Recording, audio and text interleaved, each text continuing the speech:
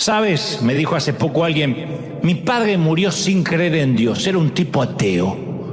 Así que yo dudo que pueda volver a verlo. Y yo te pregunto, ¿cómo sabes que no creyó?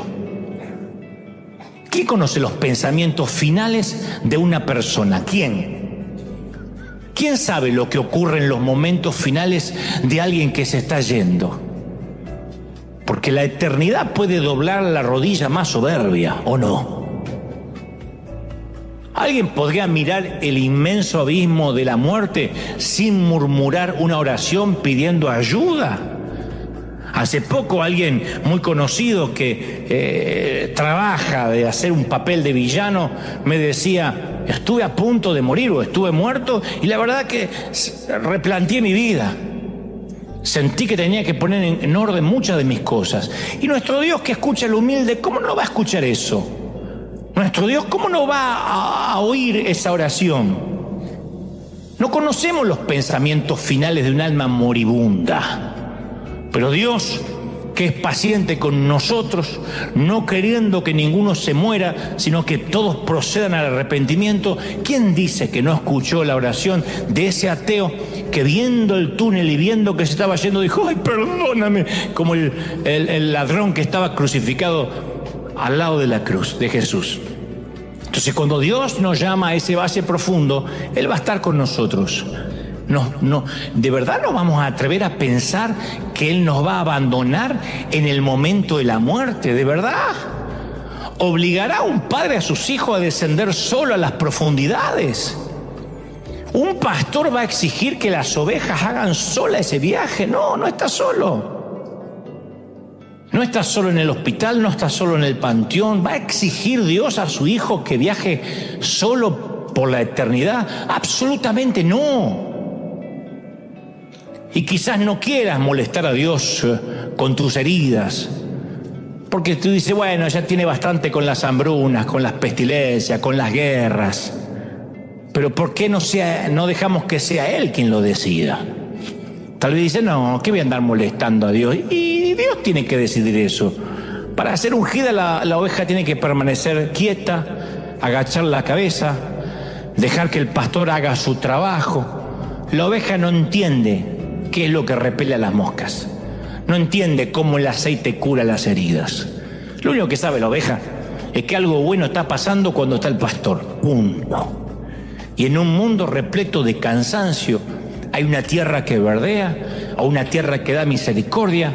Así que mi querida oveja cansada, húndete en el pasto, olvídate de las moscas, bebe bastante agua, come rico y fundamentalmente viaja muy liviana. Viaja muy liviano, ¿sí o no? Olvídate de las crisis, de los problemas y vivir liviano. Incluso cuando te toque irte a casa. Incluso cuando nos toque morir, porque todos vamos por ahí. Hay una gira por el mundo que se llama Presidente, donde digo las 5 cosas de emergencia que yo haría si fuera presidente por 24 horas. Y una de ellas es reconciliarnos con la muerte. Y ahí la cosa se pone tensa. Pero empiezo a hablar de ese valle de sombra que el mismo pastor que nos pone aceite para que las moscas se vayan, que nos cura las heridas, que nos lleva a lugares de pastos delicados, que nos da de beber, es el mismo pastor que cuando nos toque partir nos va a llevar del otro lado, nos va a llevar en calma, en paz. Vamos a sentir esa calidez de haber vivido una buena vida, de haberte comido una buena porción de esta vida, y nos vamos a ir con estoicismo, sin degradarnos, enteros, estoicos, como debemos irnos lo que hemos vivido bien. ¿Estamos de acuerdo en eso, sí?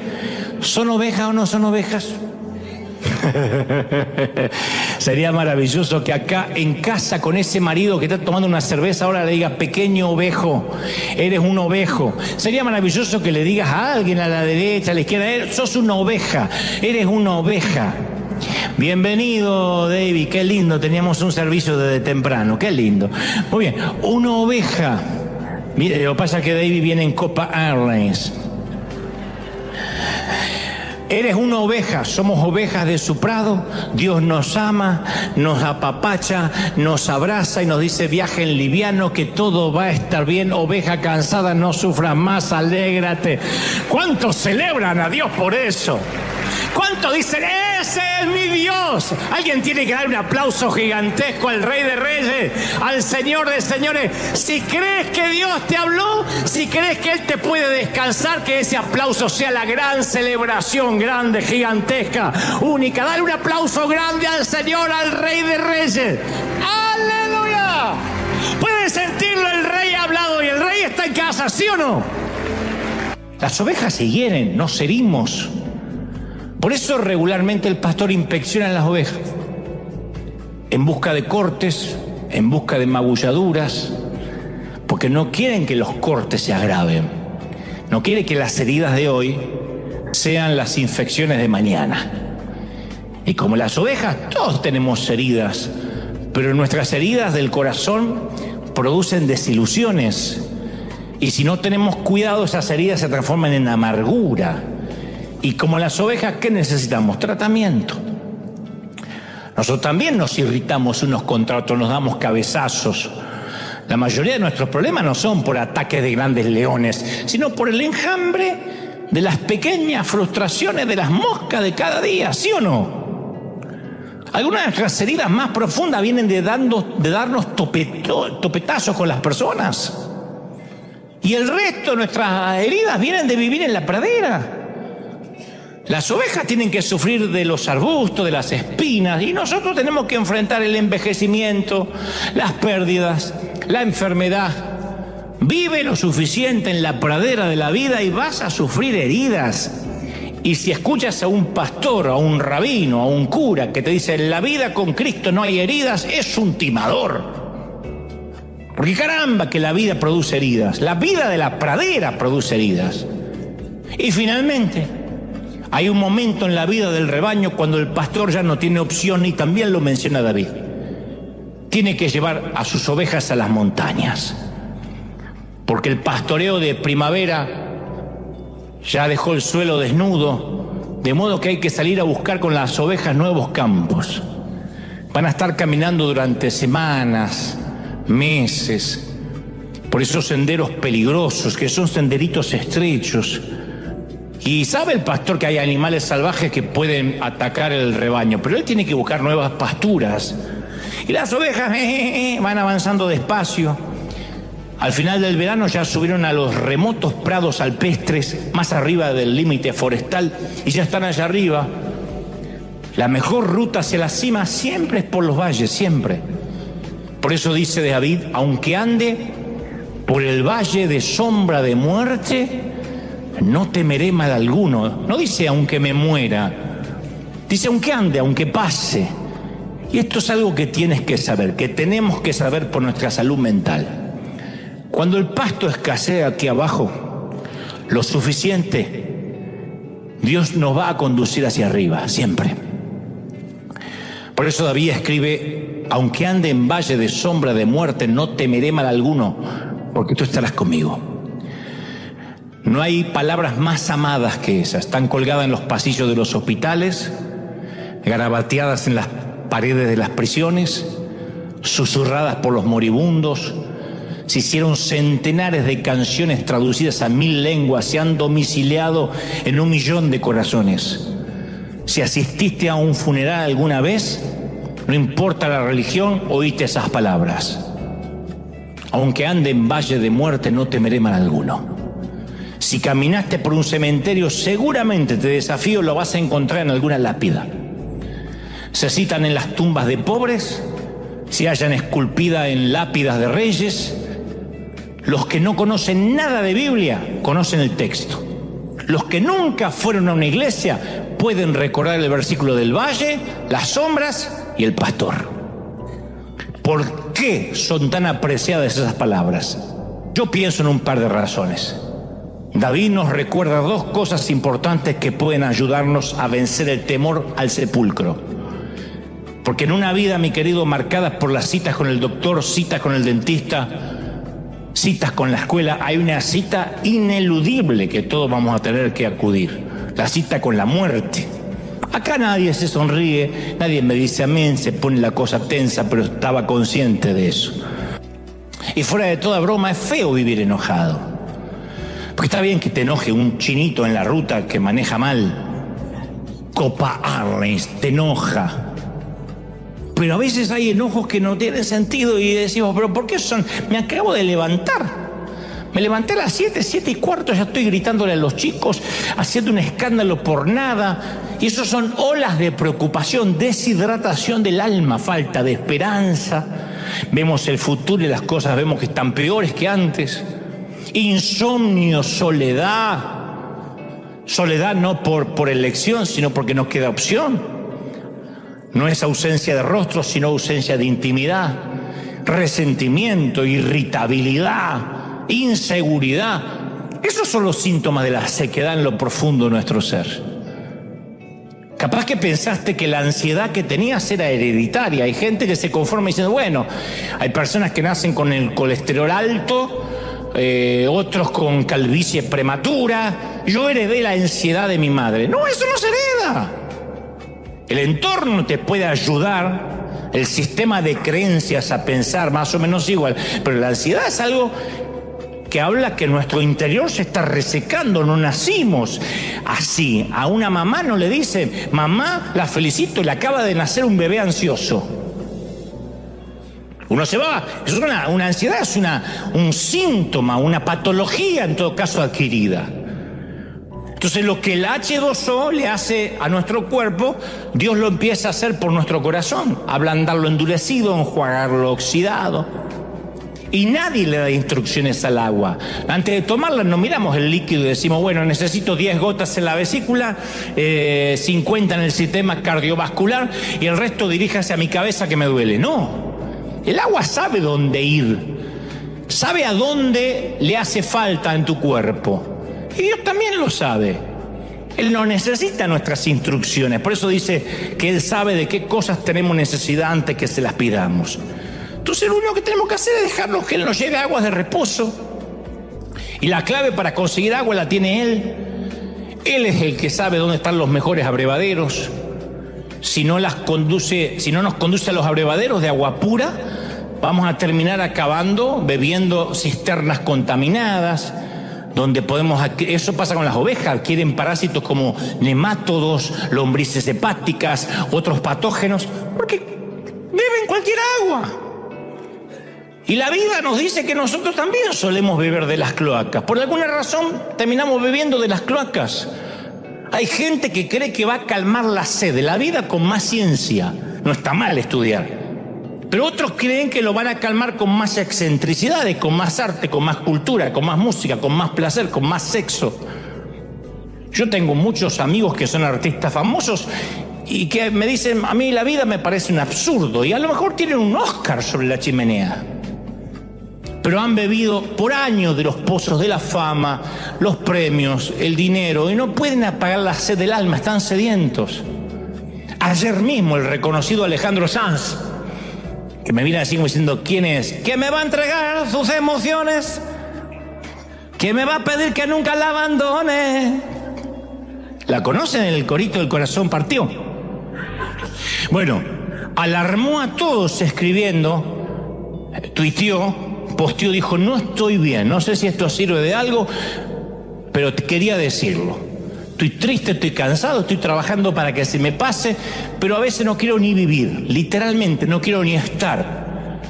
Quería escribir esto para ser sincero, que por no entrar al ruido inútil, hay gente que se siente así. Si te sirve, yo me siento igual. Alejandro Sanz, sí, todo el mundo, Univisión, Telemundo, las cadenas IBC, CNN, está deprimido Alejandro Sanz.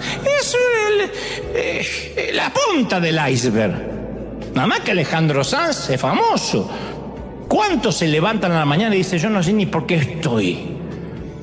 En el caso de Sanz, yo no sé qué hay en la cima que los asusta tanto. A lo mejor se cumple lo que el profeta Jeremías dijo en Jeremías 2:13, 2 males ha hecho mi pueblo. Me dejaron a mí, que soy la fuente de agua viva, y cavaron para sí cisternas rotas, cloacas que no retienen agua. A lo mejor es eso. A lo mejor es que la gente, en el afán de calmar la sed, va y toma cualquier agua. Y David sigue diciendo, no solo me da de comer, sino que el pastor me da de beber, sino que también unge mi cabeza con aceite. Y acá nosotros le damos una connotación espiritual, pero a la práctica, a la comparación de David, a la metáfora. ¿Qué tiene que ver el aceite con las heridas que producen las desilusiones de la vida? Entonces necesitamos aquí una breve lección de ganadería que nos va a ayudar. Yo no sé mucho de ganadería, pero puedo dar una breve lección. Soy un picoteador de todo. Y aparece el gran rey David. Y en el Salmo 23 dice, Jehová es mi pastor. Claro, uno lo relaciona con un pastor de hoy, un pastor de una iglesia, pero está hablando de que él se considera una oveja. Jehová es mi pastor, nada me va a faltar. Jehová es mi pastor. Yo digo, ¿no podría haber pensado David en una metáfora mejor? ¿Por qué no eligió otra cosa que no sea una oveja? Algo como, Jehová es mi comandante en jefe, y yo soy su soldado de las Fuerzas Armadas en combate contra las filas invasoras. Claro, porque el guerrero recibe un uniforme, un arma, a veces una medalla. Oh, Jehová es mi inspiración, y yo soy su cantor. Estamos en el coro de Dios, es una tarea halagadora. Oh, Jehová es mi rey, y yo soy su embajador. ¿Por qué? Porque cuando habla un embajador todos callan.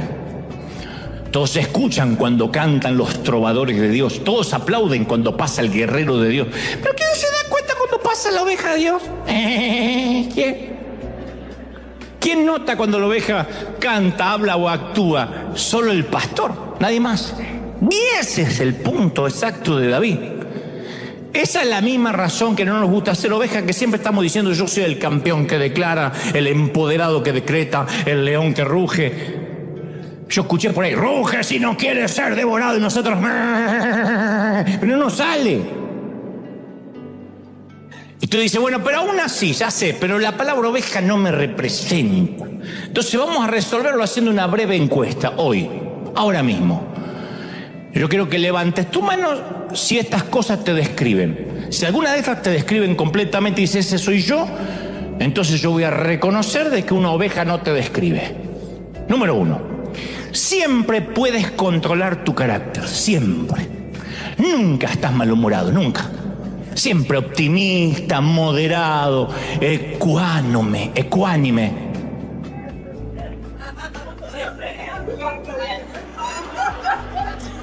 Hipertérrico. Hay un terremoto, pasa por acá la falla de San Andrés, no hay problema.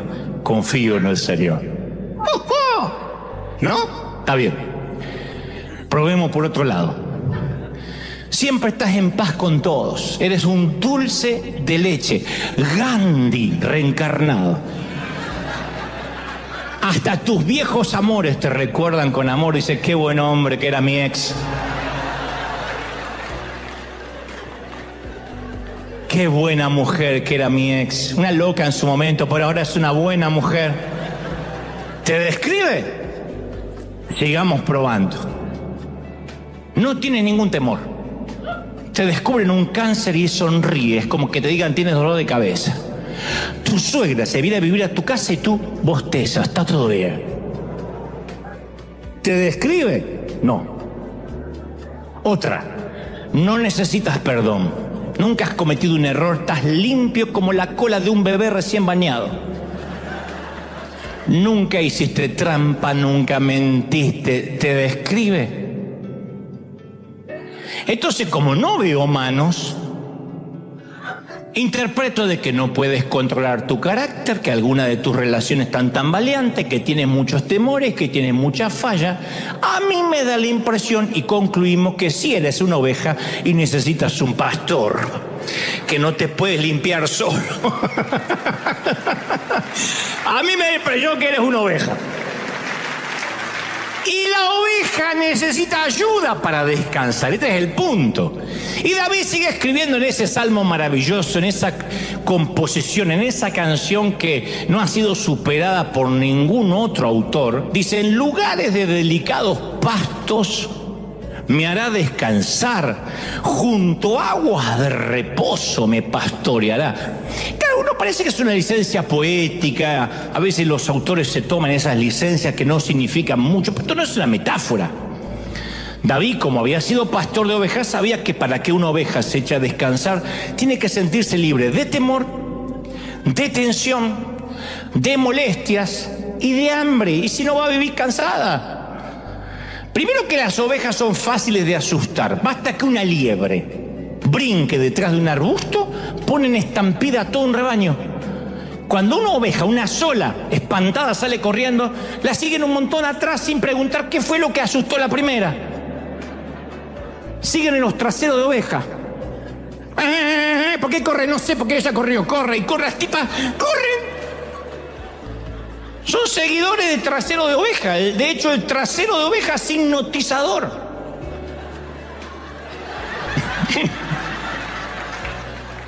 Quiten esa imagen mental. Pero son criaturas indefensas. ¿Cuál es el único recurso de la oveja? Correr. En el antiguo Israel, los pastores usaban el aceite para 3 propósitos: repeler los insectos, prevenir los conflictos y curar las heridas. Para eso era el aceite. Los insectos fastidian a la gente, pero pueden matar a una oveja. Las moscas, los mosquitos, los jejenes y otros insectos pueden convertir durante el verano una tortura para cualquier oveja. Moscardones, larvas, garrapatas, moscas nasales, tábanos, moscas negras, jejenes y otros diminutos insectos alados proliferan en el verano, allí en el oriente. Y a las ovejas les molesta especialmente la mosca nasal, porque si logra la mosca nasal depositar, como dice su palabra, sus huevos en la membrana blanda de la nariz de la oveja, los huevos se convierten en larvas con formas de gusano que vuelven locas a las ovejas. Entonces yo leí esta semana un libro que se llama La vida en el redil, donde el pastor decía, para aliviar esta torturante molestia, la oveja deliberadamente golpea su cabeza contra las rocas, contra los árboles, contra los postes, y algunas se matan en el afán de encontrar alivio. Ni hablar que se olvidan de comer, no pueden dormir, los corderitos dejan de mamar, dejan de crecer, todo el rebaño se puede morir por unas pocas moscas. Y entonces viene el pastor y unge la oveja. Les cubre la cabeza con un repelente hecho de aceite. Y el olor del aceite impide que los insectos se acerquen y los animales están en paz. Una vez que aplica el aceite en la cabeza, hay un cambio inmediato del comportamiento de todas las ovejas. Cesa la irritación, la locura termina, se termina la irascibilidad, la inquietud. Lo que nos hace perder el sueño en la vida también, como a las ovejas, no son los grandes problemas. Yo no creo que alguien se acueste aquí diciendo cómo me preocupan las bombas del Medio Oriente. Y no estamos desmereciendo semejante tragedia. Pues no creo que sea lo que te quita el sueño. ¿Quién de aquí le quita el sueño? ¿Dónde estará la Kardashian? ¿Quién se va a la noche pensando, pero cuál será la decisión del Fondo Monetario Internacional con respecto a la inflación de acá a la próxima década? A menos que te dediques a eso. Lo que no te deja dormir son las molestias de las moscas insignificantes, ¿sí o no? ¿Qué quiso decir con mi suegra? Hijo, voy a estar más cerca. ¿Qué quiso decir?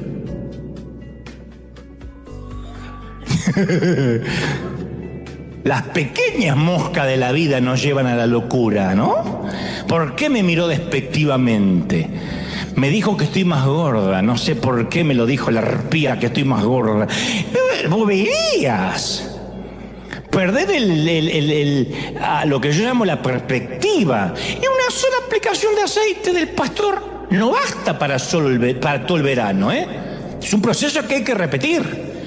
El aceite también sirve para la estación de las preocupaciones y la estación de celo. Continuamente el pastor las tiene que estar ungiendo. Ojalá dijera, bueno, yo voy un domingo arriba y después ya tengo para todo el año. Tu abuela es continuamente. Pero también hay que aplicar, insisto, el aceite durante el celo.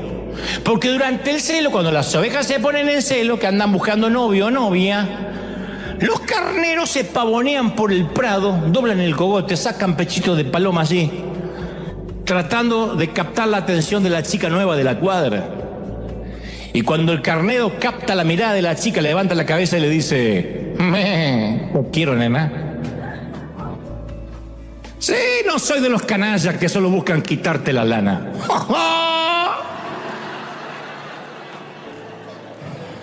Puedes quedarte con la lana puesta.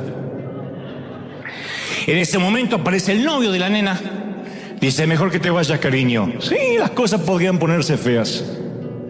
Y los dos carneros bajan la cabeza y ¡paf! Comienza una riña a topetazos a la antigua. Y para evitar las heridas, ¿qué hace el pastor? Unge los carneros, les esparce una sustancia resbalosa, grasienta por la nariz y por la cabeza, y ese lubricante hace que sus cabezas se deslicen y no se hagan daño al golpearse. Pero como la tendencia es hacerse daño, esas heridas son la tercera razón por la que el pastor unge a las ovejas. Porque la mayoría de las heridas son consecuencia de la vida de la pradera. Espinas que se encarnan, heridas en las rocas, el haberse rascado de una forma muy dura contra el tronco de un árbol. Así que aprendí con dolor, digo con dolor porque de la peor manera, a viajar con una carga liviana. Pero en la vida cotidiana, en la vida diaria, no lo aprendemos tan fácil. Sí, para viajar, pero en la vida cotidiana no. En algún punto, cada día, entre el primer paso de salir de la cama y el último en salir de casa, tomamos alguna maleta. En la vida caminamos hacia la cinta de equipaje y recogemos la carga, y no recordamos haberlo hecho porque lo hacemos de manera subconsciente, inconsciente, ¿no? Todos recordamos tomar una maleta, pero no vimos ninguna cinta transportadora. Es porque no es la cinta del aeropuerto, es la cinta que está en nuestra mente. Entonces la maleta de la culpa, de la ansiedad, de la preocupación. Todas las mañanas tomamos un talego de descontento en el hombro y una bolsa de mano llena de ansiedad en el otro, y salimos cargados de casa apenas con un café, pero con un montón de cargas. Si a eso le agregamos una mochila de dudas, un saco de dormir de soledad, un baúl de temores, terminamos llevando más carga que un maletero de aeropuerto, y no sabemos por qué vivimos tan cargados, pero estamos cargados, y por eso llegamos cansados al final del día.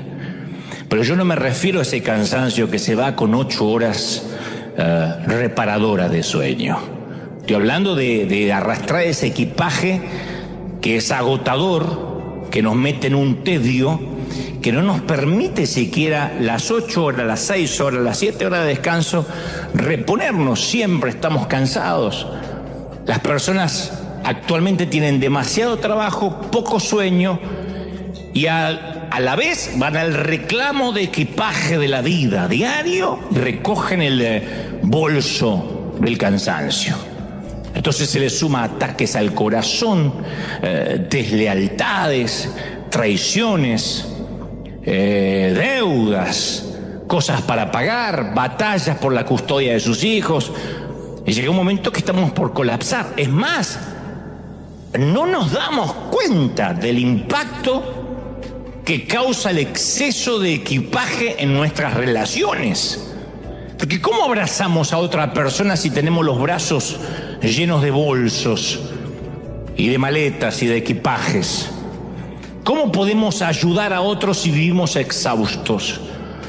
¿Cómo bendecimos a otra persona si estamos siempre cansados? ¿Cómo podemos difundir perdón, otorgar gracias si estamos llenos de culpa, cargados de culpa?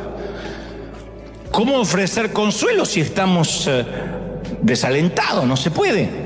Entonces, ¿cómo podemos, es más, cómo podemos llevar la carga de otra gente si nuestros brazos están cargados por nuestra propia carga? Entonces, un momento que las cargas de la vida, la ansiedad nos va viendo inútiles. En la vida hay pesos que simplemente no podemos llevar, no deberíamos llevar, pero lo cargamos de una manera inconsciente. Y esta vida también está llena de incertidumbre. Vivimos con una ansiedad de miedo, con un presentimiento de que las cosas se van a poner peor. ¿Y cuál es nuestro primer impulso? Salir corriendo, porque somos ovejas, no queremos enfrentar. Por eso David aclara más tarde: en paz me acostaré y asimismo dormiré, porque solo tú, Dios, Jehová, me haces estar o vivir confiado. Entonces nos olvidamos nosotros que muchos de los países ovejeros del mundo son regiones secas, semiáridas. El clima es seco porque las ovejas están a salvo en clima seco de parásitos, de enfermedades. Pero en esas zonas no se encuentran, obviamente, pastos verdes. Por ejemplo, Palestina, que es donde David escribió este salmo y donde guardaba los hatos de su padre, es un yermo seco, parduzco, quemado por el sol. Los pastos verdes no son un producto de la casualidad, que uno dice, sí, allá hay pastos verdes. No, los delicados pastos de los cuales hablaba David es el producto de un arduo trabajo del pastor, la destreza en el uso de la tierra, el resultado de arrancar matorrales, arar profundo, preparar el suelo, irrigar con agua, atender las cosechas de forraje con la que se alimenta la majada. De manera que, desde luego, todo esto representa habilidad del pastor, que tiene que ser cuidadoso a dónde guía la oveja, si no se le muere de hambre. Nada sustituye al buen pasto. Nada sustituye a echarse a descansar y rumiar buen pasto. Y cuando las ovejas no consiguen pastos verdes, se ponen de mal humor y empiezan a pelear entre ellas. Cualquier parecido con la realidad es mera coincidencia. En toda sociedad animal hay un orden de dominación o rango dentro del grupo, en toda sociedad animal. En el corral de las gallinas, la ley del picotazo. En el ganado vacuno, la ley de la cornada. Entre las ovejas, la ley del topetazo. Porque no son tan bravas como para matarse, pero se topetean. Y cuando llega algún tiempo sin descansar, porque no están comiendo bien, generalmente, esto lo leía de un pastor de Palestina, dice que generalmente una hembra vieja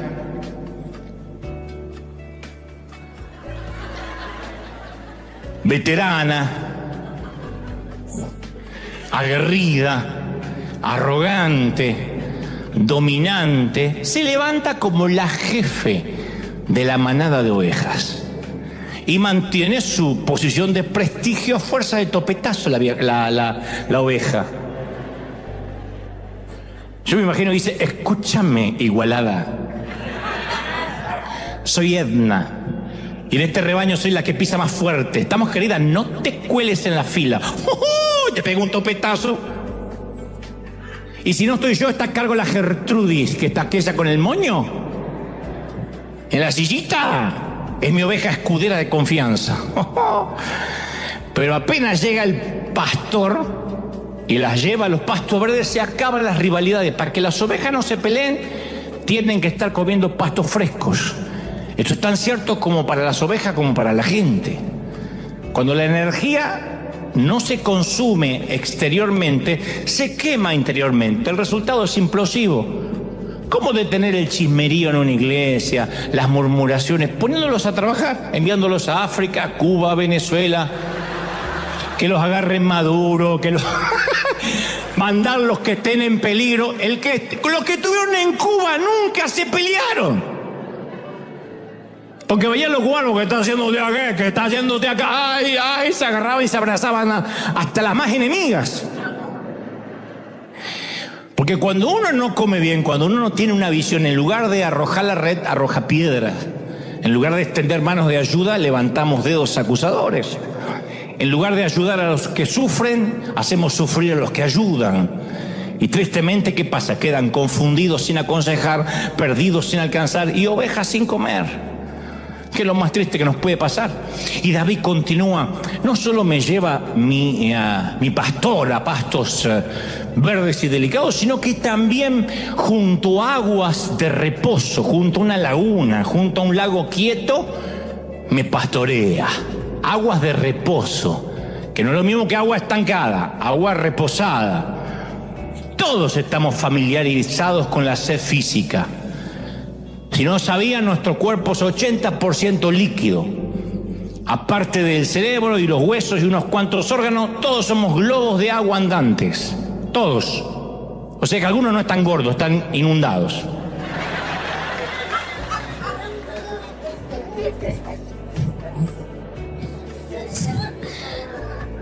Deja de tomar líquido y vas a ver que los pensamientos coherentes se desvanecen, la piel se reseca, los órganos vitales se repliegan, hasta nuestros ojos necesitan humedad para poder llorar, la boca líquido para tragar, las glándulas requieren sudor para mantener fresco el cuerpo, nuestras células exigen sangre para hacer agua y sangre para transportar todos los nutrientes al cuerpo, nuestras coyunturas demandan fluido para lubricarse. Y si dejamos que nuestro nivel de agua baje, vamos a ver una explosión de síntomas, siempre. Boca seca, lengua pesada, dolor de cabeza, rodillas endebles. Y lo mismo pasa con nuestras almas. Entonces a veces los corazones deshidratados nos van enviando señales. Temperamentos irritados, no sabes por qué, pues estás enojado. Yo estoy a favor de trabajar duro, me gusta la actividad, pero yo digo, yo no quiero llegar al final de la vida y ser conocido como una persona que estuvo siempre ocupada. Lucho mucho con eso, No quiero que sea la primera palabra que le venga a la mente cuando ya no esté en mi funeral a todos y diga, pobre hombre, vivía cansado, pero bueno, ahora sí descansa por fin del trabajo y de coparle, por fin descansa. Solo hay otra criatura viviente en el planeta que tiene tanto problema para descansar como nosotros. No los perros que dormitan todo el día, ni los osos que hibernan 6 meses, los gatos tampoco, porque inventaron los gatos las siestas breves, las marmotas duermen 20 horas diarias, igual que tu hijo, 20 horas diarias. La mayoría de los animales suele descansar. Hay una excepción que le da título a este mensaje, que son esas criaturas lanudas que tienen poca inteligencia, que son lentas, y te aseguro que no hablo de tu suegra, estoy hablando de que la que no duerme es la oveja. No duerme. O sea, sí duerme, pero para que la oveja duerma no tiene que haber ruido. Mi amigo que viajó no podría estar al lado de una oveja. No tiene que haber depredadores alrededor. No puede haber tensiones en el rebaño. No puede haber insectos en el aire para que una oveja duerma. No tiene que tener sensación de hambre en el vientre. Y en este momento amerita una oportuna aclaración. No nos gusta que nos comparen con ovejas. Y es entendible. Isaías 53:6 dice, todos nosotros nos descarriamos como ovejas y cada cual se apartó por su camino. Y nosotros decimos, sí, bueno, pero de tanto en tanto está bien que nos compare Dios con las ovejas, pero a mí no me gusta. Primero porque las ovejas son mensas. Se rió una oveja, pero es así. De todos los animales, es la menos capaz de cuidarse. ¿Quién vio alguna oveja que haga algo entretenido? Antes de la oveja Dolly, la oveja clonada, no había ninguna oveja famosa. Si hay una película de ovejas, es una película animada, pero nadie adiestra una oveja de verdad. Tenemos a Lassie, tenemos a Flipper, a Mr. Ed. No hay una Mr. Oveja que habla, no hay. Y hay apodos de animales para todos los equipos de soccer, de fútbol. Aquí en Estados Unidos están los osos, los leones, los tiburones, las águilas, los halcones, los toros, los panteras, los tigres de Bengala, los linces, los mapaches, los caballos salvajes, los coyotes de Tijuana. Están todos.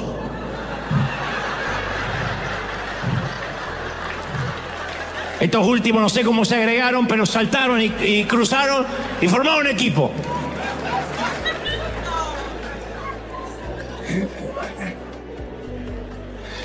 No conozco ni un solo equipo profesional, universitario, secundario, que se llamen las ovejas.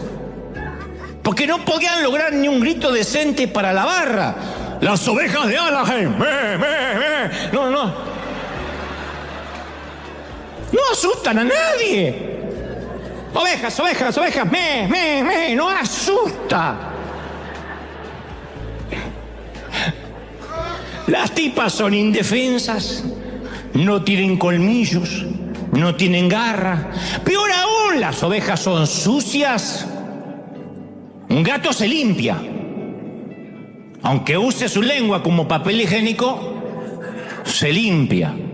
Algunos no lo sabían, pero sí, así es como se limpia tu gato. Diga, ay, el gato es limpio. Con la lengua se limpia, pero se limpia. También el perro es limpio. Si tiene barro y es un perrito de raza, le molesta tener las patas. Una oveja se ensucia y se queda así. Si el pastor no va a sacarle la roña, la mugre, se queda así.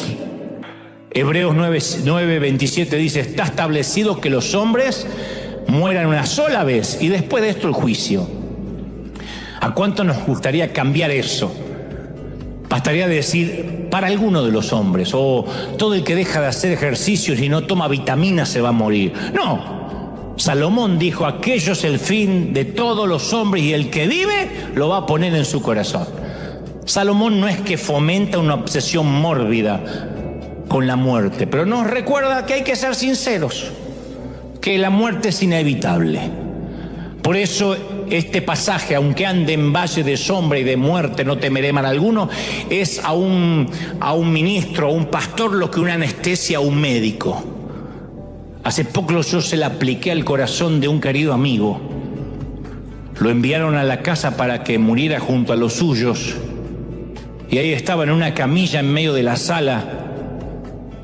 Al lado estaba el piano que tantas veces había tocado.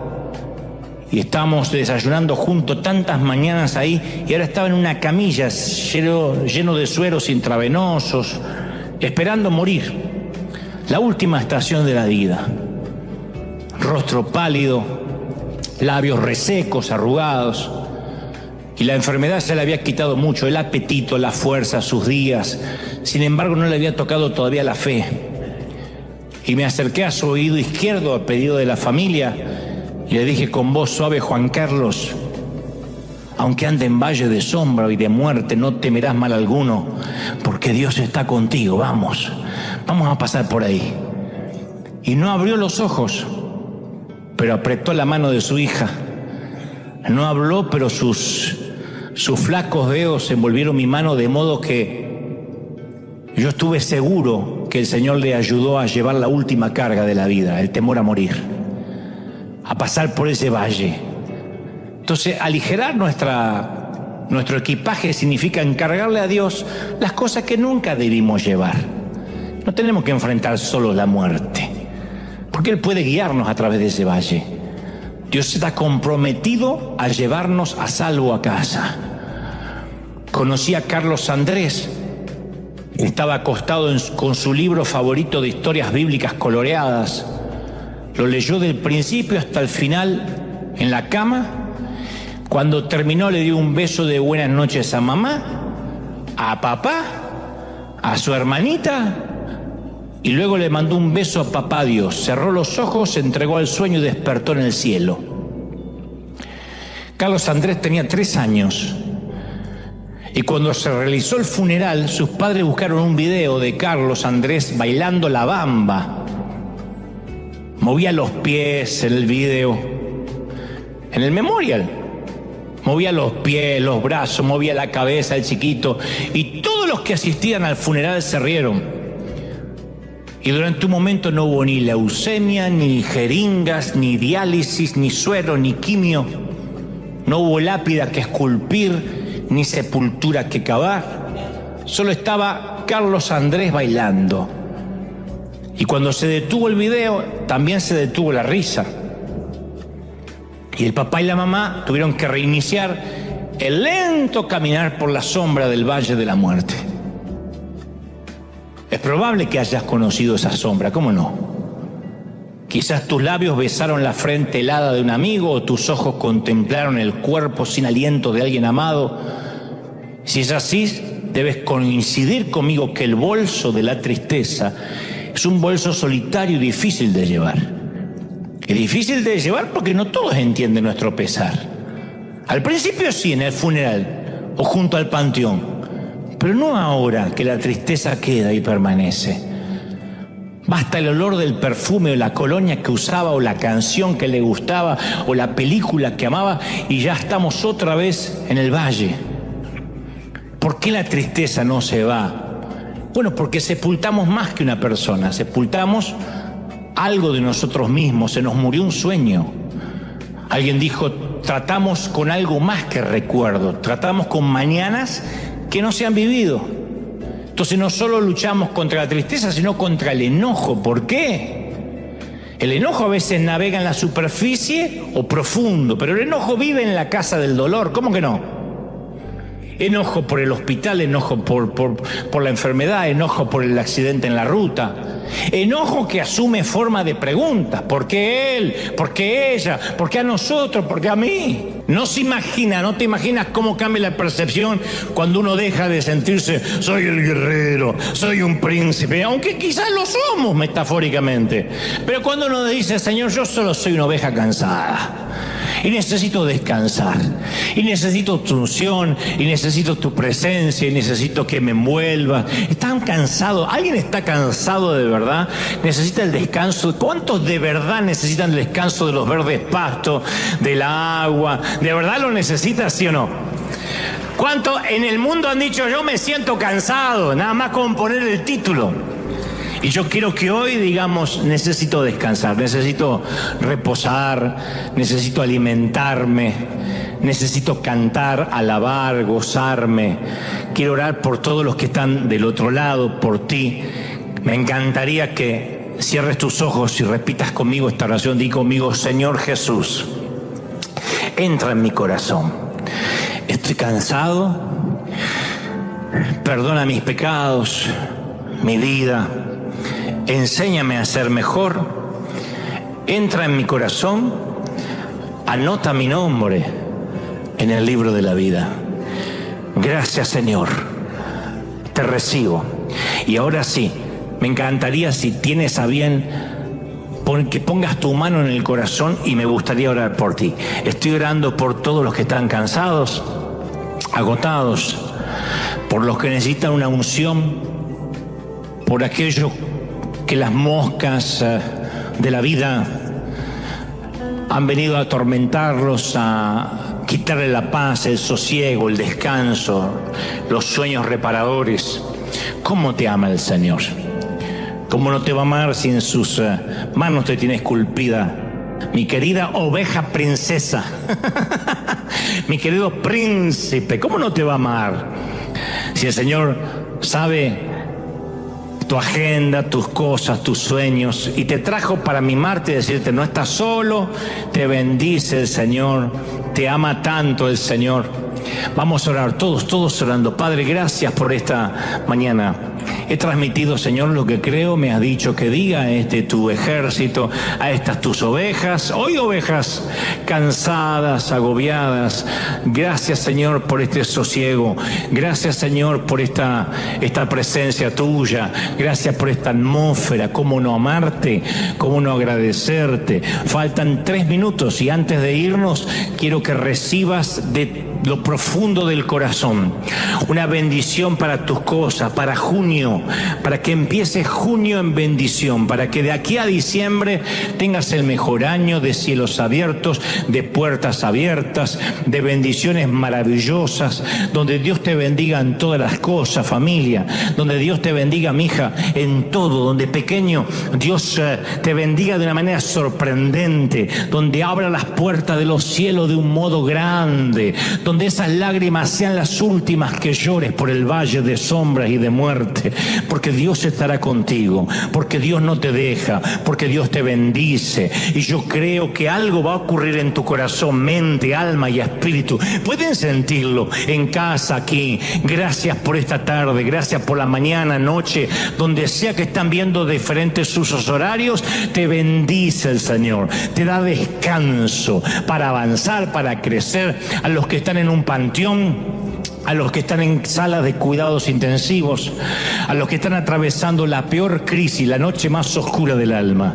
No te entregues, no te rindas, las mejores cosas están por delante, Dios no te va a dejar. Y no es religión, es creer de que Dios no te deja, es terminar bien la vida, es entrar aún en los sitios más oscuros sabiendo de que el pastor no te deja, ni con hambre, ni con sed, ni sin aceite, y mucho menos te dejará solo en los valles peligrosos, mucho menos permitirá que los depredadores que se cobren una víctima. Te bendice el Señor, te cuida, te rodea. Dile: Señor, me rodea, me cubre, me bendice. Y por eso vamos a celebrar cantando, adorando, diciendo: hay alabanza, alaba en todo tiempo, en todo momento. Dios te bendiga. Al resto del mundo, gracias por estar ahí firme como talón de oso. Nos encontramos dentro de 7 días.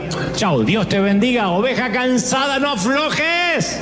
Este mensaje va para los que hoy dicen: ¿por qué me siento cansado en el alma? No hablo del cansancio físico que se recupera con 7 u 8 horas de sueño.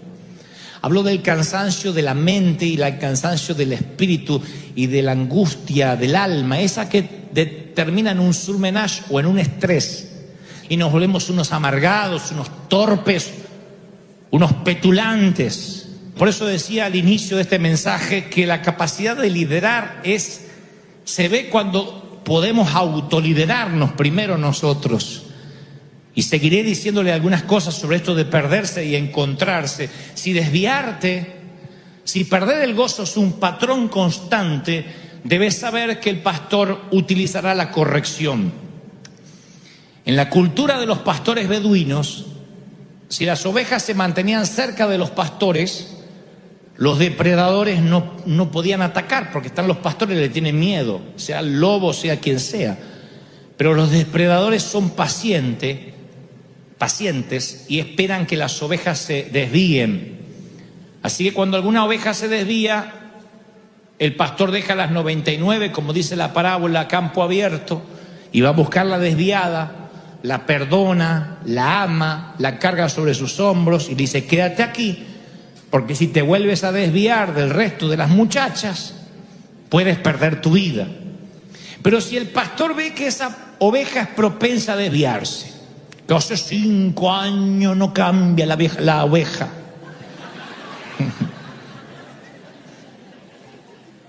Cuatro años y hay que hablarle de lo mismo y de lo mismo y de lo mismo y de lo mismo, y todo lo toma personal y todo lo toma que es para en contra de él o en contra de ella. Hay gente que no cambia nunca. Así va cambiando, se va volviendo más viejo, más vieja, se va volviendo más intransigente, se va volviendo más... Y hay gente que va cambiando para mejor y otros que van cambiando para peor. O evolucionamos o involucionamos. Entonces, cuando el pastor ve que la oveja se desvía 1 y 2 y 3, si hay un depredador astuto, escondido entre los arbustos, dice: ahí tengo a una. Esta en cualquier momento se desvía, deja de escuchar la voz del pastor, no cuida sus talentos, en algún momento pierde la alegría y se desvía. Acá la tengo. Y ya prepara el aderezo para ver qué le va a poner picantito, porque va a almorzar oveja. ¿Qué hace el pastor? Antes que se almuercen a una de sus ovejas, dice la palabra, y aparte lo dicen los pastores beduinos, ante esta tendencia fatal que tiene la oveja, va y le dice: esta ya no se desvía una vez, se desvía 2, 3, 4, 5, es un deporte para ella. Entonces la agarra y hace ¡trac! Y le quiebra la pata.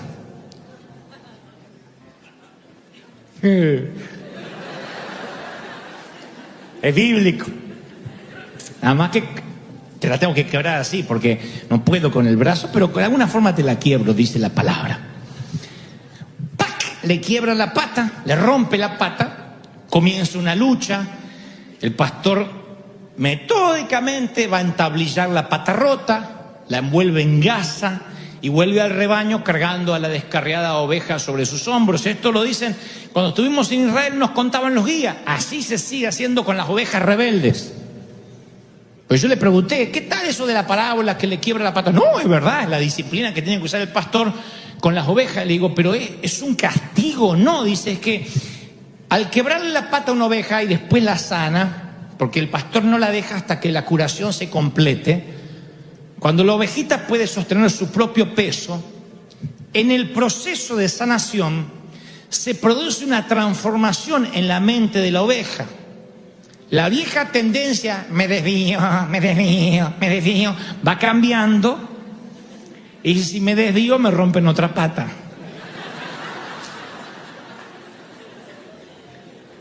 Su tendencia cambia, y su tendencia es a mantenerse cerca del pastor. Después es la oveja que camina acá, íntimamente, es la más íntima. Es la que nunca más se despega del pastor. Ustedes dirán, es la que debería, ¿qué te pasa, loco? A ver si me la quebras de vuelta. No, se pega. Porque la oveja logra entender que le quebraron la pata a causa del amor, para que un depredador no se la almuerce. Lo entiende, una oveja, un animal, un cuadrúpedo lo entiende, un cuadrúpedo lo entiende. Ahora, en el momento de la lesión, estoy seguro que la oveja pensó algo distinto. En el momento que te están quebrando la pata, no está diciendo, ay, pastor, quiébremela. No está diciendo eso, se enoja, maldice, pero ahora menos se puede alejar del pastor porque es el único que la puede curar. Eso es lo que dice el Señor que hace. La fe es vivir anticipadamente lo que entenderemos después. La corrección es sinónimo de protección. Entonces a veces alguno de nosotros, Dios nos tiene que hacer ¡trac! Y decimos, pero ¿por qué tuve que perder el empleo? ¿Por qué? ¿Por qué me pasó esto en el matrimonio? ¿Por qué me pasa esto con mis hijos? Y si miramos hacia atrás de manera autocrítica, vamos a descubrir que tenemos una tendencia a perder el gozo de servir, a dejar de oír su voz, a no cuidar los talentos que Dios nos dio. Entonces ya no somos la oveja que cada 10 años se descarría un poquito, sino que vive descarriada y cada 10 años se acerca un poquito. Cuando la tendencia es a la inversa de como debería ser, el pastor que te ama tanto te quiebra la patita, te trae en los hombros y por la montaña a buscarla fue, la encontró de novio con un inconverso, le quebró la pata,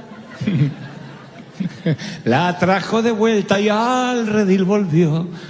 Creo que cuando el Señor ve que hay una tendencia, ¡trac!, nos quiebra y nos trae de vuelta y nos pegamos íntimamente a Él.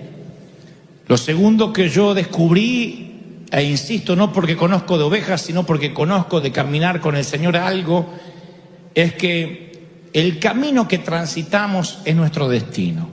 Si una oveja se desvía y se desvía y se desvía, tarde o temprano va a llegar a Egipto y no a Israel.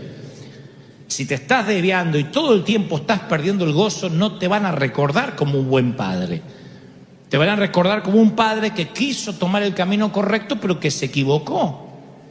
Supongamos que hay una mujer soltera que dice, yo quiero enamorarme de alguien que realmente vaya en la dirección correcta, quiero enamorarme de alguien que me comprenda, de alguien a quien ame. Esa es su intención, pero luego en el camino se mete con el primero que se le cruza solo para no sentirse sola, y entonces ella descubrirá que Egipto está apenas bajando la calle.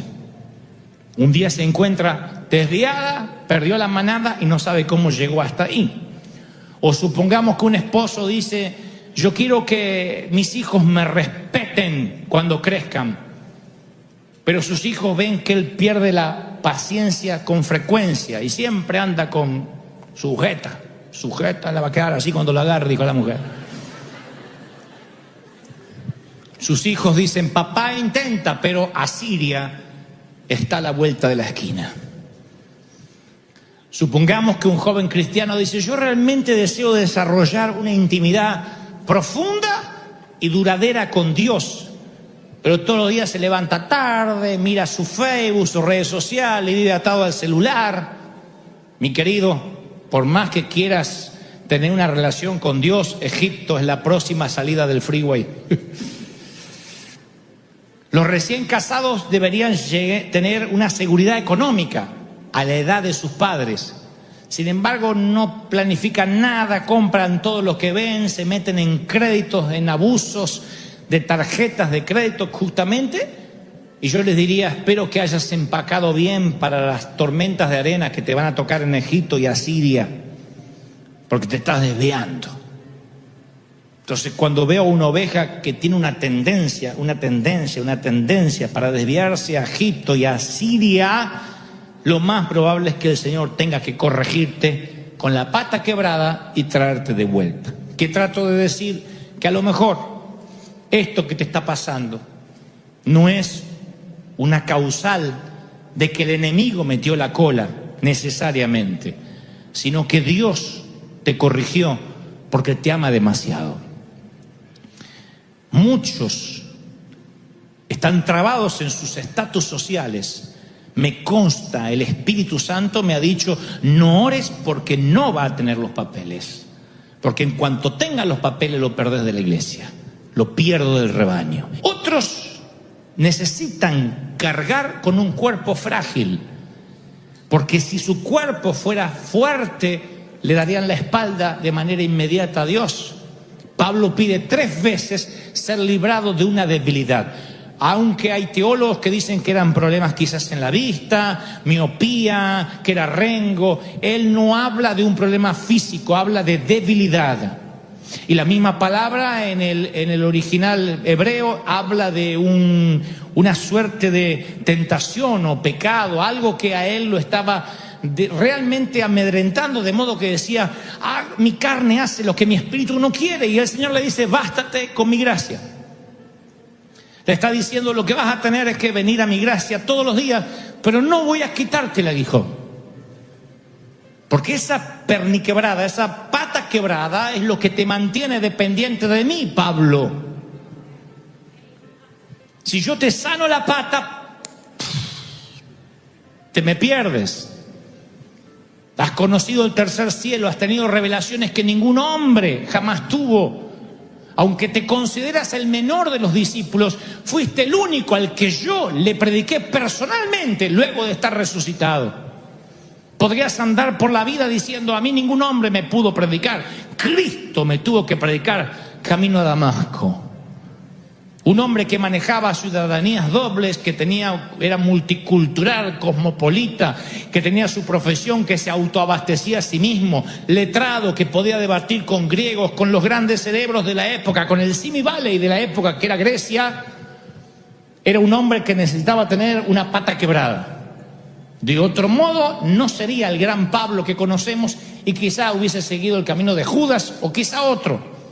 El Señor sabía que tenía esa debilidad, lo conectaría con Él y que Dios de ese modo se llevaría la gloria.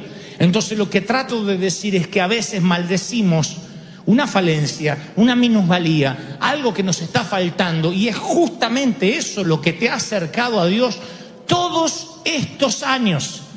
Por esa debilidad, por eso que no dejas de orar, es que estás aquí. Dios nos conoce. Tú dices, no, si Dios me da la seguridad de que esto se me va a ir, yo le voy a servir. Tu abuela, ¿sabes la gente que yo conozco? Tu abuela, dice el Señor en Proverbios 8:16. ¿Sabe la gente que yo conozco? Que dice, voy a sembrar el día que Dios me prospere, $1.000.000 van a ir para la iglesia. Y Dios dice, no, las señales siguen a los que tienen fe. No, tú no sigues las señales. La gente en cuanto recibe ese dinero empieza a decir, bueno, primero tengo que pagar mis deudas, después la iglesia, y se olvida de lo que había prometido. Y el Señor sabe, porque Él nos creó. Él sabe que nosotros inmediatamente tendemos la tendencia a alejarnos del Hijo. Mira, voy a contarles esta maravillosa historia. Una cita anónima sobre el liderazgo me recordó algo que es fundamental y que alguna vez lo hablamos en las reuniones de ADN con el liderazgo de esta congregación, y que es que la mejor manera de saber cuando una persona está preparada para liderar a otras es cuando es capaz de liderarse a sí misma.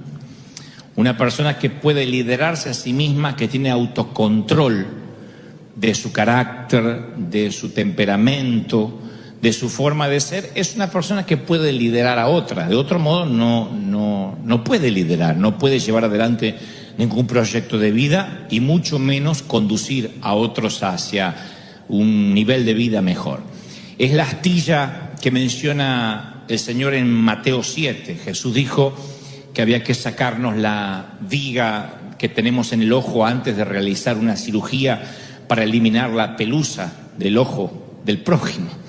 Es que es imposible que uno pueda ayudar a otros si primero no quita lo que le molesta personalmente. Pero la tendencia humana siempre es pensar de esa manera. A veces queremos establecer una institución para instruir a otros sobre la limpieza del hogar y en casa tenemos los restos del huracán Andrew.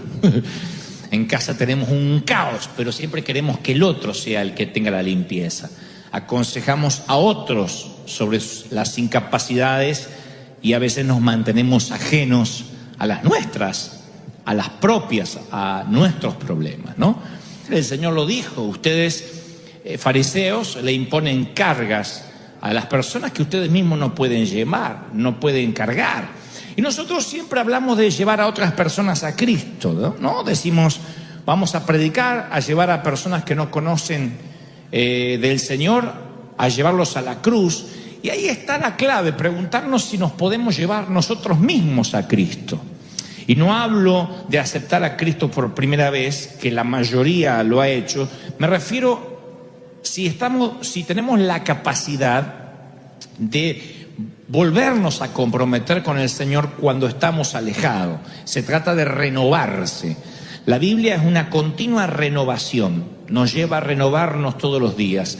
Isaías 53:6 dice, todos andábamos perdidos como ovejas, cada uno seguía su propio camino, pero el Señor hizo recaer sobre él la iniquidad de todos nosotros, sobre Cristo, la iniquidad o el pecado de todos nosotros.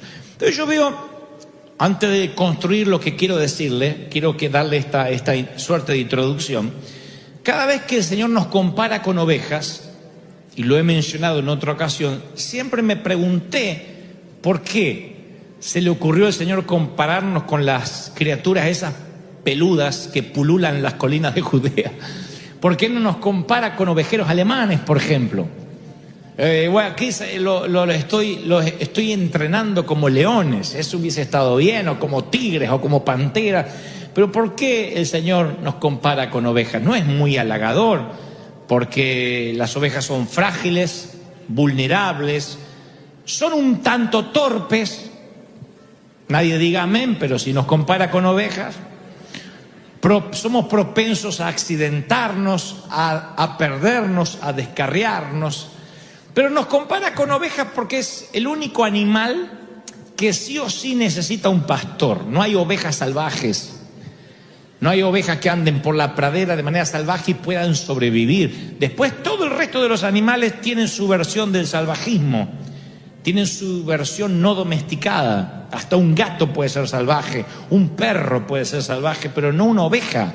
Una oveja necesita un pastor. Por eso esa es la razón fundamental por la cual Él nos compara con ovejas, porque no podemos vivir solos estamos a la deriva, como un cometa sin cuerda, como una hoja en la tormenta. Y ahora, ¿por qué nos desviamos si somos ovejas? Bueno, yo tengo 3 causas comunes por las cuales nos desviamos y no nos renovamos, como les decía recién.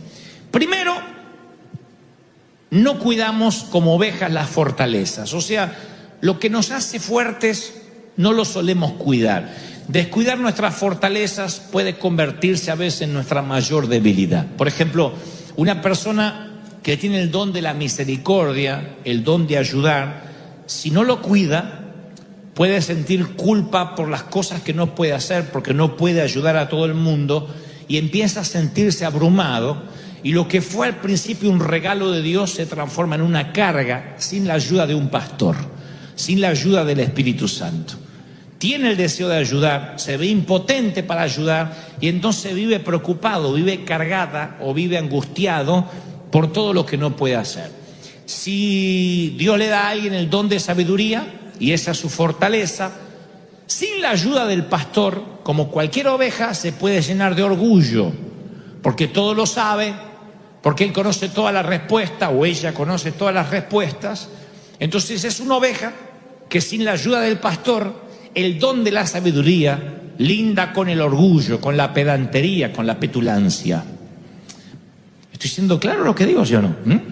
La segunda cosa que yo veo por la cual nos descarriamos, además de descuidar lo que Dios nos da, las fortalezas por alejarnos del pastor, es que cuando nos alejamos del pastor, perdemos la alegría, lo que yo llamo la alegría robada.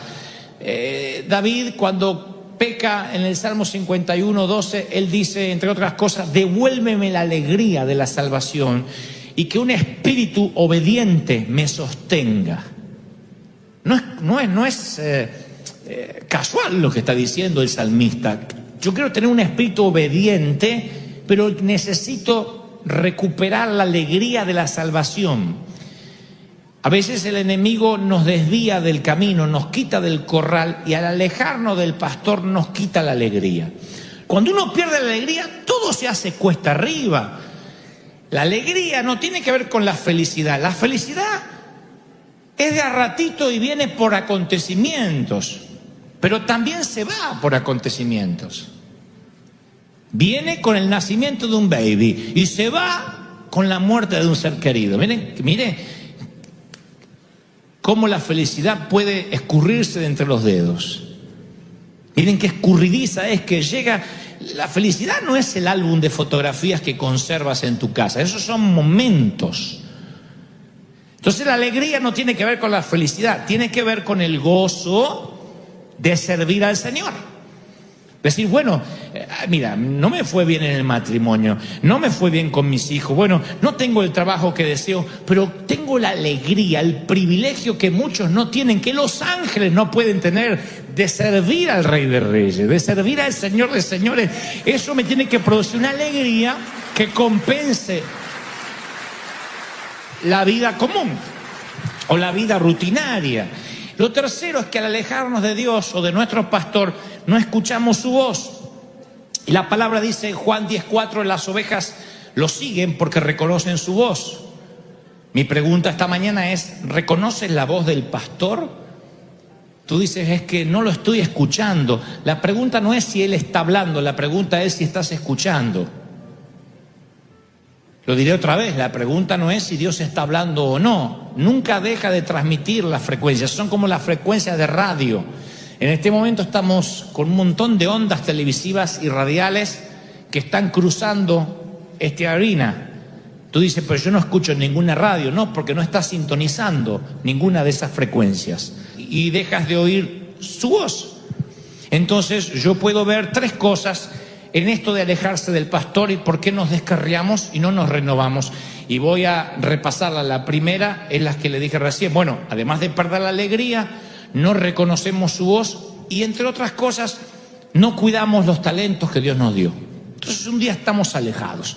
Ahora, ¿me están siguiendo, sí o no? Déjame que te diga algunos tips que he aprendido. No sé mucho de ovejas, pero sé algo de la vida, porque he vivido, en mis 32 años de vida he vivido mucho. Y sé algo, no, ya voy para medio siglo, pero en mi medio siglo de vida yo he aprendido algunas cosas, porque en ese medio siglo he estado mínimamente unos 42 años en las cosas del Señor, desde chiquitito. Y entonces he aprendido muchos tips en esto de perderse y de ser encontrado. Porque a veces uno dice, sí, soy la oveja perdida, que me venga a buscar. Y el pastor es fiel para buscar, siempre. ¿Es fiel para buscar el Señor o no? Lo es. Pero ser encontrado requiere cierta cooperación de nuestra parte. Como les dije recién, envejecer es automático, madurar es opcional. Y para ser encontrado, la fe está vinculada siempre a la acción. Siempre que Dios nos busque, nosotros tenemos que querer ser encontrados. Yo acabo de darte 3 razones por las cuales quizás te sientas que no estás renovado. Un viudo rico tenía un hijo al que amaba profundamente. Viudo, multimillonario y con un hijo. Entre otras cosas, el padre era aficionado al arte y viajaba por el mundo coleccionando obras de grandes pintores, Rembrandt, Monet, Van Gogh.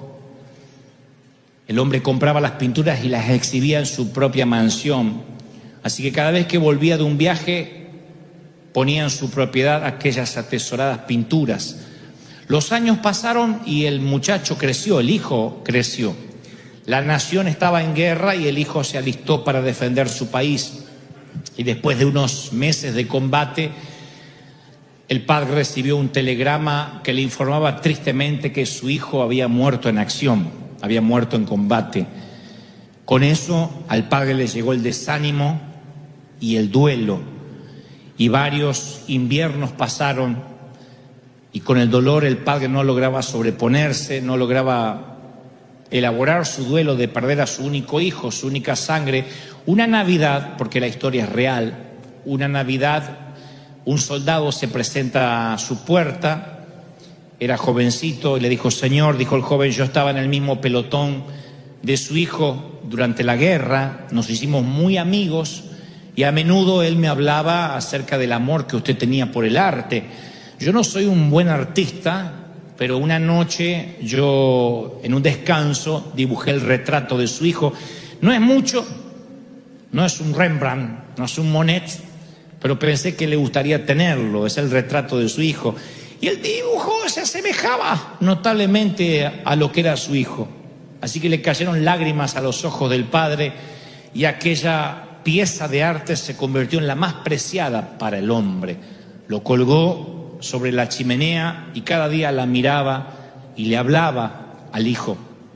Pasaron algunos años y el padre murió, y coleccionistas de todo el país vinieron, volaron de todas partes del mundo para comprar las obras de arte que iban a ser subastadas. Nunca tantas obras de arte habían estado bajo un mismo techo. Así que posibles compradores millonarios colmaron la sala esperando ofertar por un Rembrandt o por un Monet. Pero para sorpresa de todos, la subasta no comenzó como había esperado, sino con una pieza, con un cuadro que no estaba en la lista, el dibujo hecho por el joven soldado. El subastador dijo: la subasta va a comenzar con el dibujo que hizo el soldado. Y para sorpresa de todos, que se enojaron, estaban desconcertados, los podías oír impacientes, enojados, diciendo: no viajamos de tan lejos para comprar el dibujo de un novato, por favor, salgamos de esta subasta ya. Y el subastador dijo: comienza la subasta con la foto, con el dibujo del soldado. $100. Aparte, es una subasta de millones. Empezar una subasta con $100 es una locura. Nadie ofertó. El subastador sigue diciendo: vamos, $100 es la oferta inicial. Nadie ofertaba porque era un insulto llevarse el dibujo de un novato, que además lo había hecho en el frente de batalla y no tenía ni título, ni nombre, ni nada. Así que decían todos: pasemos a los cuadros importantes. Y el subastador decía: no, primero es este cuadro, $100, ¿quién oferta? Y lentamente, de atrás, un anciano levanta la mano y dice: bueno, yo no tengo mucho dinero, pero sí fui vecino de esta familia, de este hombre por muchos años. Conocí a la esposa antes de morir, conocí al hijo, así que yo voy a comprar el dibujo. No tengo mucho dinero, pero puedo juntar ahora los $100. El subastador dijo: bueno, la oferta es de 100, ¿alguien oferta 150? Y nadie ofertó. Entonces dijo: subastado por $100. Y le entrega el cuadro que estaba sobre la chimenea al anciano, que era vecino. Ahora los coleccionistas dijeron: muy bien, ahora podemos seguir adelante con la subasta. Y el subastador dijo: no, la subasta se termina aquí. Y dijeron: ¿por qué la subasta está terminada? Es imposible. La multitud comenzó a protestar. Un coleccionista dijo: pero si ni siquiera comenzamos con lo bueno, ¿por qué la subasta se terminó? Lo siento, dijo el subastador, la subasta está terminada. No puede ser, insistían los coleccionistas, y entonces el subastador lee una parte del testamento del hombre que dijo, es muy simple, según el testamento del padre, dijo, cuando subasten todas mis pinturas, comiencen con el dibujo de mi hijo, y aquel que se lleve a mi hijo, se lleva todo.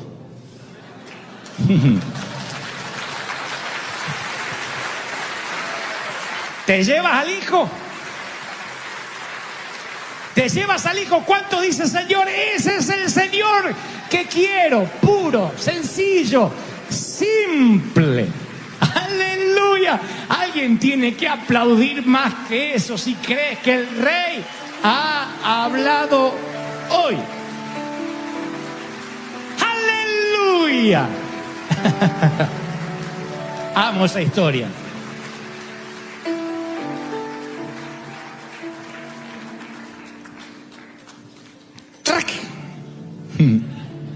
Y el Señor te dice esta mañana, ¿quieres regresar al redil? ¿Quieres volver a casa? ¿Puedes liderarte a ti mismo para volver a casa? ¿Quieres volver a casa? Te propongo un camino de regreso a casa, cerca del Hijo, y te llevas todo. No hay nada mejor que estar cerca del Hijo, aunque tengas que venir cojeando. Pero es maravilloso cojear, porque significa que es la marca que tuviste un encuentro con Dios. Antes del gran suplantador llamado Jacob, yo prefiero al príncipe con Dios llamado Israel, porque este hombre tuvo un encuentro con el Señor, y el Señor dice, tú vas a tener un encuentro conmigo, te guste o no te guste, me empeciné con tu vida y no te dejo hasta que no te haya bendecido.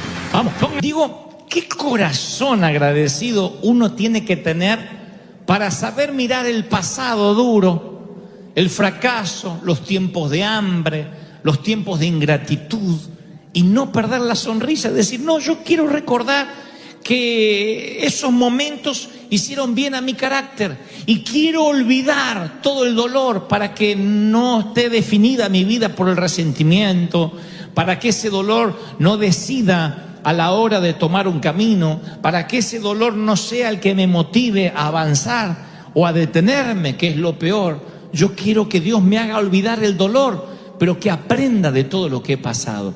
Y nosotros, los hispanos, los latinos, la mayoría tenemos historias de pobreza, de escasez. La mayoría venimos de familias que han trabajado muy duro para darnos un futuro, para parar un hombre o una mujer de bien adulto en la sociedad. No creo que haya gente aquí que me diga, bueno, yo soy tercera generación de millonarios, porque si es así necesito hablar contigo porque debes muchos diezmos.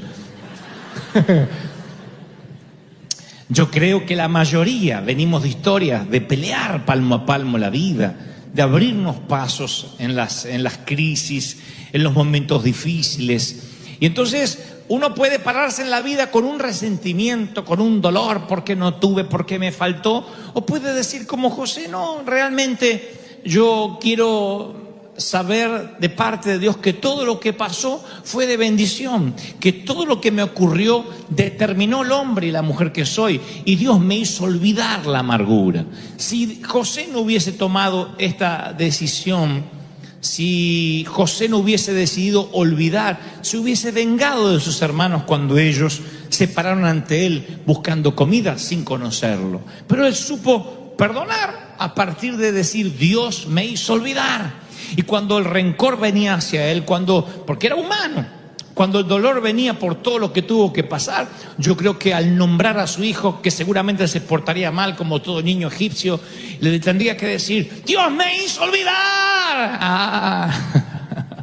¿Qué? Dios me hizo olvidar, pórtate bien. No se lo decía así, pero el nombre tenía un significado. Y cada vez que lo nombraba, Dios le estaba diciendo, no traigas los errores del pasado al presente, porque te van a hipotecar el futuro. Y esa es la palabra que Dios tiene para muchos esta mañana. Tus errores te tienen que catapultar, los tienes que capitalizar para que te sirvan para ayudarle a tus hijos, a tus nietos. Un día sentarlo en una silla y decirle, hijo, no quiero que te pase lo que me pasó a mí. No quiero que te equivoques como yo me equivoqué. Esos son los consejos de Pablo en las Escrituras. Pablo cuenta sus naufragios, sus cárceles, sus prisiones, sus torturas, no para que tengamos que pasar lo mismo, sino que la evitemos. Para que muchos de nosotros digamos, yo no necesariamente no tengo que pasar por esos sitios. Los padres que amamos a los hijos no queremos que pasen la misma pobreza, la misma escasez, la misma necesidad. Y es entonces cuando le decimos, hijo, dije en el servicio del domingo pasado, en el segundo, que tenemos la costumbre de recordar lo que deberíamos olvidar y la costumbre de olvidar lo que deberíamos recordar. Siempre vamos por la vida así. Hay tantas cosas buenas que las olvidamos, las sacamos y siempre nos estamos acordando las cosas malas. Y cuando traemos las cosas malas al presente, te detienen, te paralizan, porque aunque tu esposo haya sido el peor hombre de la historia, tu ex esposo, cada vez que traes ese recuerdo, arruinas la posibilidad de reiniciar tu vida, porque siempre vas a estar comparándolo con la mala experiencia que tuviste. Si tu esposa también fue mala, tu ex esposa, o tal vez enviudaste y dijiste, bueno, tuve una mala experiencia. Si esa mala experiencia todo el tiempo la traes al presente, no vas a poder tener una segunda oportunidad. Así que un nombre del hijo de José honraba la misericordia de Dios. El otro proclamaba su protección. Uno hablaba de un pasado sanado y el otro hablaba de un presente de bendición, porque el primer hijo se llamaba Dios me hizo olvidar. El segundo, Dios me ha hecho prosperar. No dice Dios me prosperará, Dios me ha hecho prosperar. Así que cada vez que llamaba al segundo hijo decía, Dios me ha hecho prosperar, ven acá. Era una declaración de fe.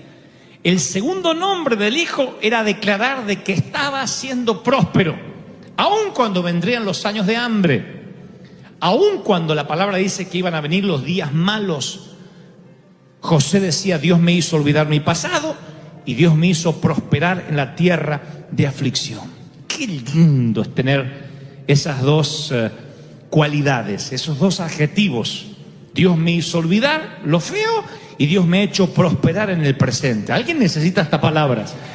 Dios te va a hacer olvidar. Dios me dice que te diga, te voy a hacer olvidar los momentos tristes, el abuso, el funeral, el dolor, el ataúd, las noches llorando, los momentos de angustia.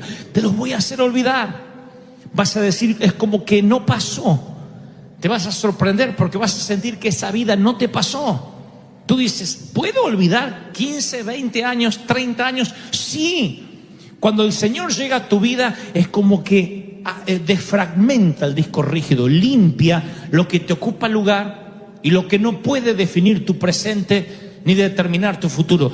Es como que va a desfragmentar el disco, va a limpiar el disco rígido de toda la basura, de todo el residuo que has venido colateralmente amontonando durante años. Y te va a decir, a partir de ahora quiero que prosperes, que te vaya bien, que fructifiques. Yo voy a hacer que olviden el pasado de dolor, de aflicción, y los voy a prosperar, los voy a bendecir, les voy a multiplicar todo lo que tengan delante. ¡Aleluya! ¿Lo creen de verdad, sí o no? Pero no ahora, porque ser agradecido implica admitir que estuviste en necesidad, que tenías lepra. ¿Y quién querría mostrar debilidad cuando se tiene una imagen que proteger, no? Así que tal vez ellos son arrogantes. Y la Biblia narra que 9 de cada 10 no agradecen a Dios.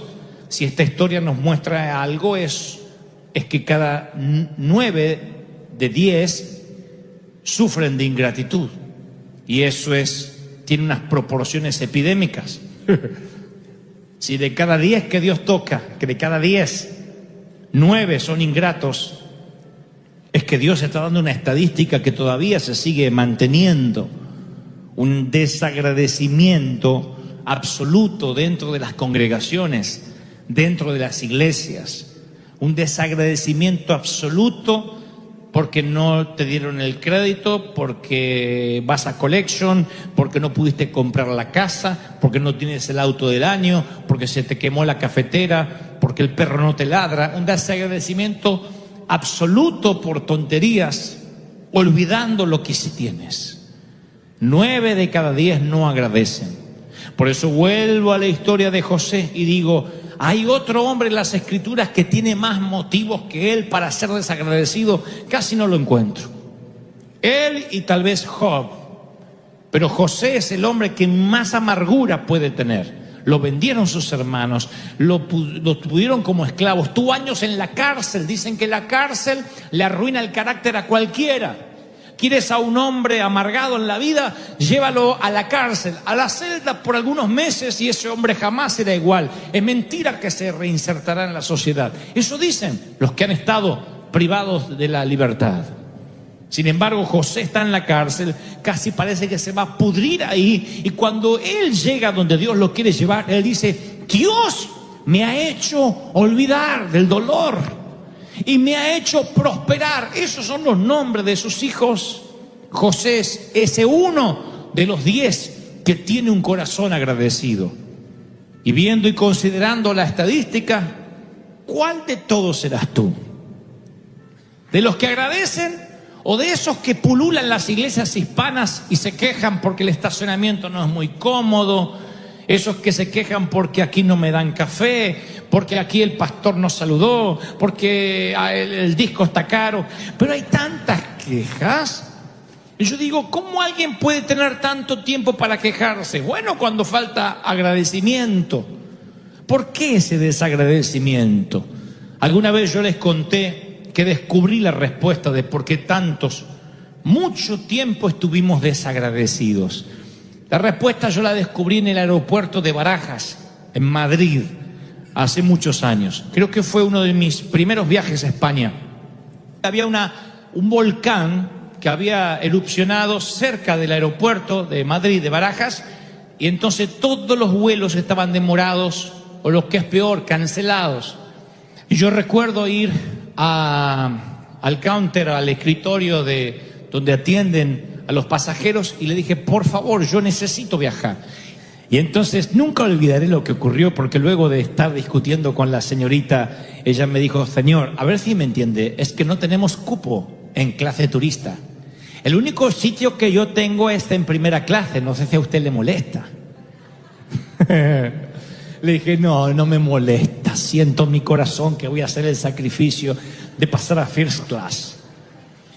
Nunca voy a olvidar que del otro lado del pasillo había un gruñón, era un gallego, y estaba tan enojado porque desde que subió dijo, pues mira que aquí ya no te dan champán, pues mira el juguito que te dan aquí de naranja, ni siquiera esto es naranja, decía él.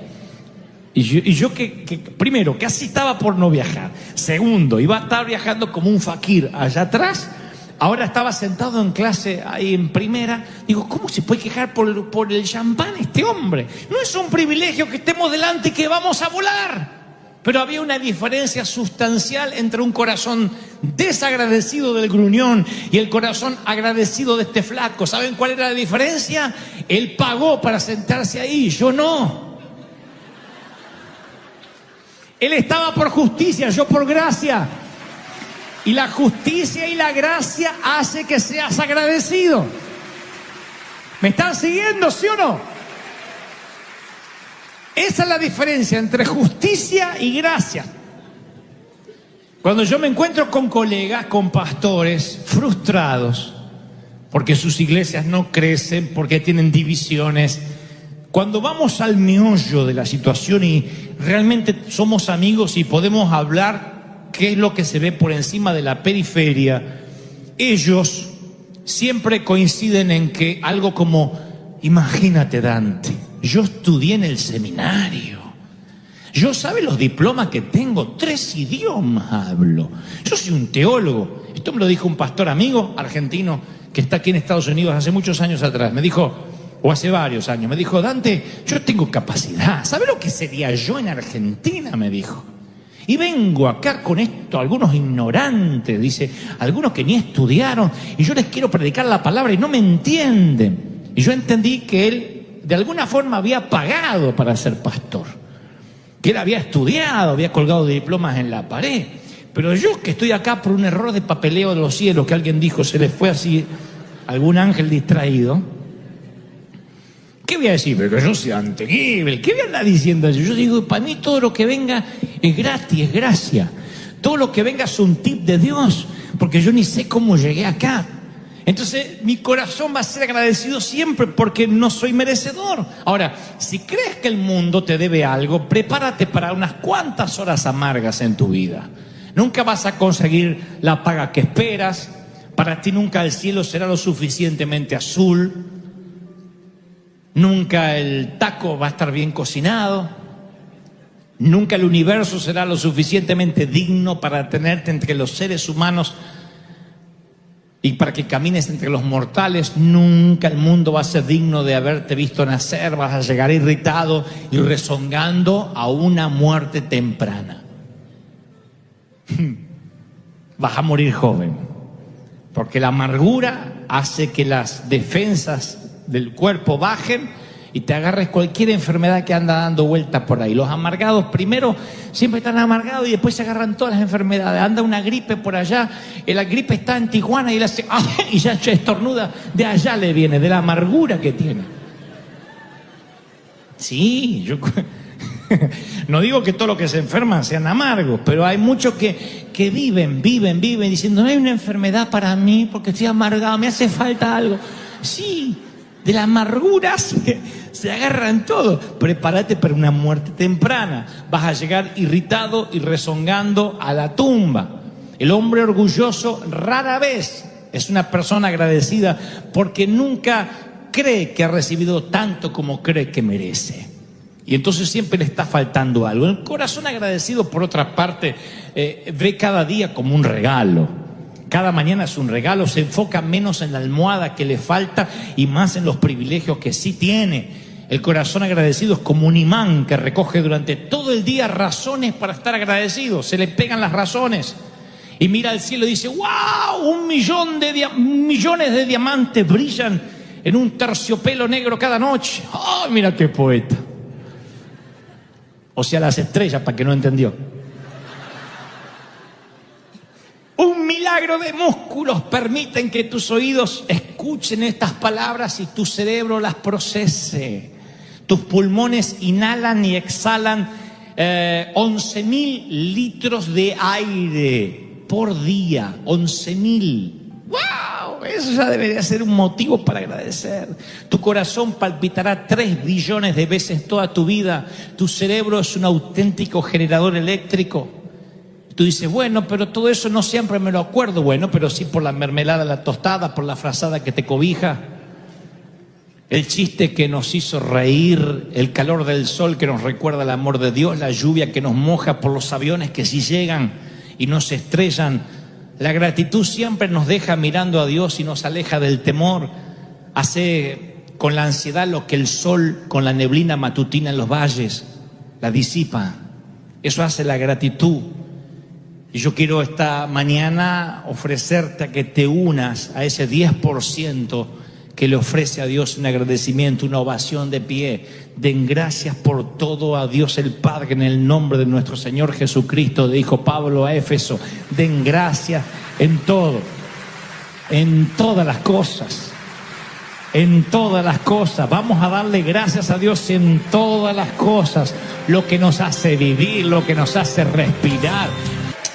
Jesús, años más tarde, llega a la frontera entre Galilea y Samaria y conocen la historia que entra a la aldea y hay 10 leprosos que gritan, Jesús, Maestro, ten compasión de nosotros. Es probable que los hombres hayan estado esperando a Jesús en algún recodo del camino, o quizás salieron detrás de unos árboles o de unas rocas. Y ustedes saben, los leprosos, se los he hablado en decenas de ocasiones, piel ulcerada, extremidades amputadas, rostros hinchados. La gente evitaba a estos monstruos, pero Jesús los perseguía. Cuando oyó sus gritos, les dijo, vayan y preséntense a su sacerdote. Los sanó y les dice, vayan y cuenten el testimonio de lo que ha ocurrido, preséntense. O sea, les da una orden. Ellos tenían que simplemente creer, al igual que José, que iban a olvidar su pasado y que iban a ser fructíferos, que todo les iba a hacer bien. Para un leproso, ir a presentarse ante el sacerdote significa dar por sentado de que ya estaba sano, porque era el sacerdote el que determinaba que tú estabas leproso. O sea, así como un médico te da un diagnóstico hoy en día, una diagnosis de cáncer, de un tumor, de leucemia, y tú no puedes decir que tienes alguna de esas enfermedades hasta tanto